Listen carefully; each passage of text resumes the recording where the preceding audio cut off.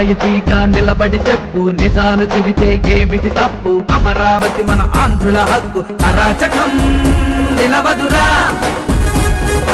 ఇదేమి న్యాయం, ఇదేమి చట్టం? విరాళమిచ్చిన రైతుకు కష్టం పట్టించుకోదేం ప్రజా ప్రభుత్వం? ససేమిరా కుదరదురా, ఇక చెల్లవురా కొనసాగవురా.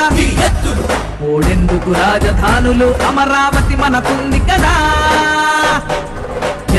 ఎంతని ఓర్పుగా ఉంటాం, ఎన్నాళ్ళని మౌనంగా పడుంటాం. సరైన న్యాయం జరిగే వరకు ఆగదురా మన పోరాటం. నవ్యాంధ్రకు రాజధానిగా అమరావతి మన ధ్యేయం.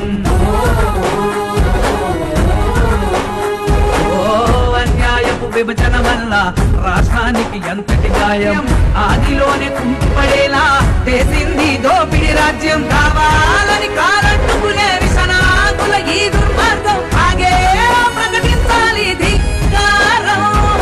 చేతులారా పెంచుకున్న పసిపాపంటి సుందర స్వప్నం మన వల్లే కావాలంట సాకారం.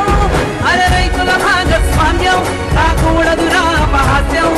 గెలిచేలా జనస్వామ్యం, వెలుగెత్తడమే కర్తవ్యం. మన జాతికి ఘనతగా అమరావతి కథ. గెలుపు నుండి గెలుపు చిందు వరకు ఆగదు పోరాటం.